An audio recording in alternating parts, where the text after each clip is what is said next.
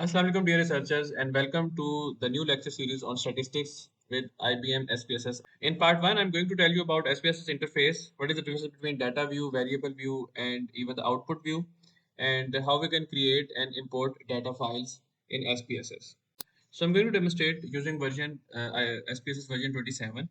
There's not a big difference if you are using some older versions even.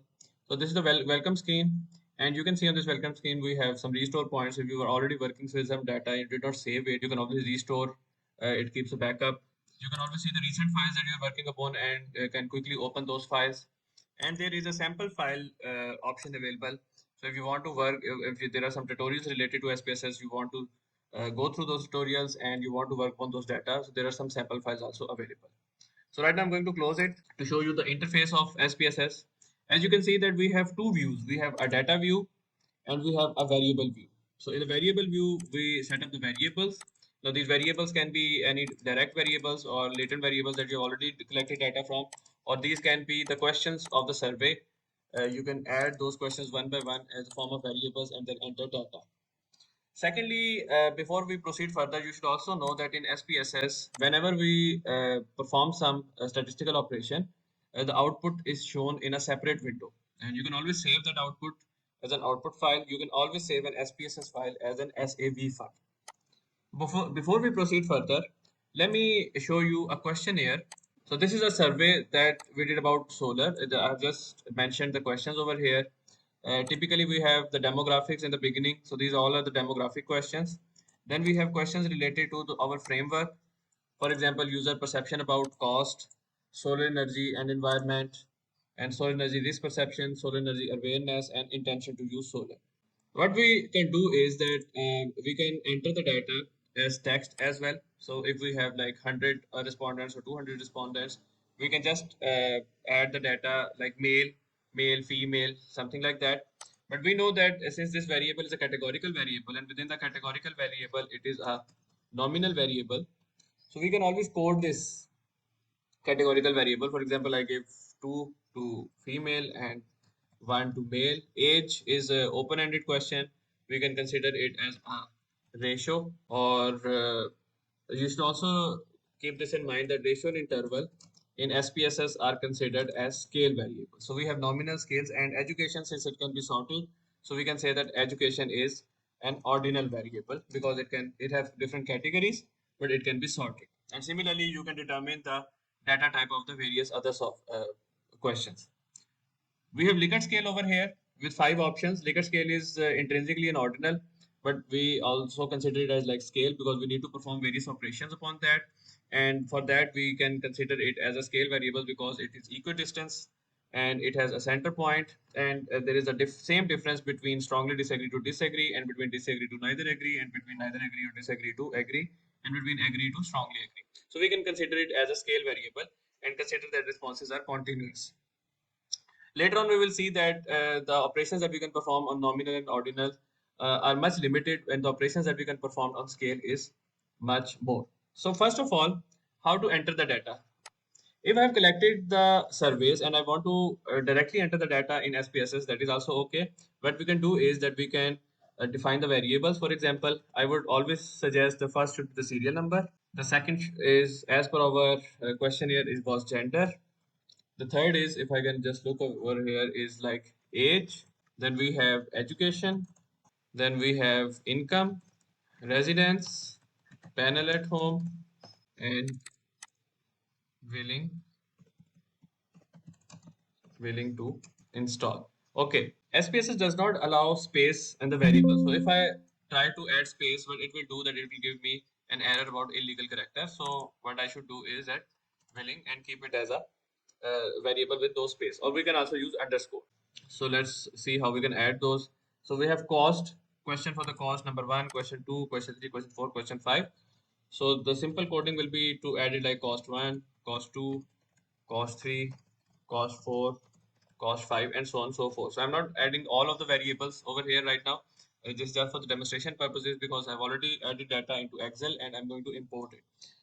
If you want to add data, you can always type in the data and you can always either write. So what we're going to write in gender, this is an important thing. As you can see that gender is already, it is not been defined as any type of variable, but we have defined as a numeric type. What if I want to add it like a character? So what I need to do is I need to define it as a string. In that manner, if I've defined it as string, then we can write female, male, male, and something like that. But if I've defined it as a numeric variable, so when I defined as numeric variable, the original values just disappeared because string variable cannot be written down on a numeric form. So I can now write 1, 2, 1, 1, and something like that.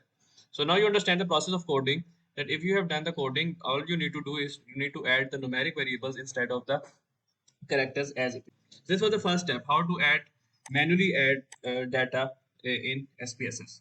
What if we have already added data in an Excel file in this manner?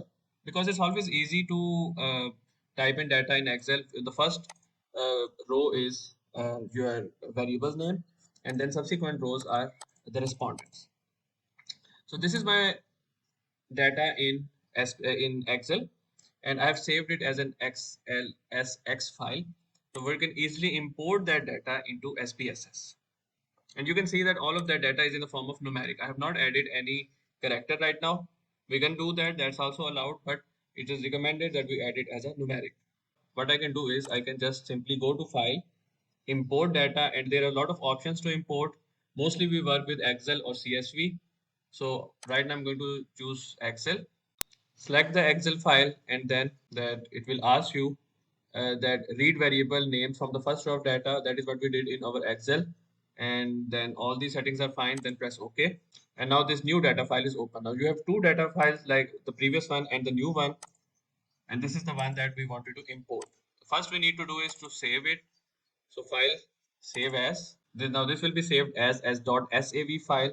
Later on you can just reopen it in SPSS. You can share it with someone. It will be in the form of SAV file. Now this data, if we look at the variable view, you can see that we have gender, numeric, decimal place. What is the label? No label is given. So if no label is given, the name will be the default label. What to do with the values, we'll see later on. If there is a missing value, okay, you can identify the missing values. And the measure is, the software has actually determined that this is a nominal scale, right? And similarly for age, because in our data, age was actually a ratio variable, it was a continuous age. So the software determined that it is a scale variable. For education, the software has wrongly determined it as a nominal. Similarly, for family income, we can choose ordinal. For residency, nominal is same. And for the rest of these, so we have chosen all these measure types over here. Another option that we can explore in the variable view is that if we look at the data, we can see that we have the numbers over here in the gender column, and we need to represent them by their respective categories. For example, one means male, two means female, and at the end you can also see we have some zeros. Zeros are for those who did not mention anything. So we can always add a value label. For example, a value 0 means did not mention. Okay, add it, it will be a label. And then 1 means male, add it, it will be again a label. And 2 means female, and add it, and it will be again a label. So if I press OK, these labels are added over here, and you can see that we have this value label button over here. In the one view we can see the numbers, and if you change the view you can see these representative categories like male, female. And this will also be helpful because when we are going to do analysis, for example a frequency table for gender or any other table, we can see that if we haven't done this value label, we will only be able to see 1 and 2 of the numbers over there. Another thing is that we can also add the labels. For example, this cost one was actually a question. This question, the production of solar energy may put additional cost on consumer. I just copy it and I can paste it as a label over here. So as you can see that I have added all the labels, I've added all the values, and an important thing is that you can always copy paste a value from one column to another. If you see the data view, we have the numeric view, and then we can toggle between the labels, and we can see the labels over here. As you can see that when I imported the data, there is one thing that is missing, is that there was no IDs or the serial number of the data. That's very important because sometimes we need to backtrack the data. And I would advise you that we should always give our survey, if it's a paper-based survey, always give them a number and make that number as the ID of your data. So otherwise, if you have some data from Google Form, you can always create an ID. So there are two ways. I'm going to explain how to create the ID. The first way is very simple, but you need to use Excel for that. And to create that ID, what we can do is that we can always add or insert a column, make it a serial number or ID, and then fill in the series like by drag and drop or double clicking. Just copy it, and in the variable view, create a new variable, insert variable here.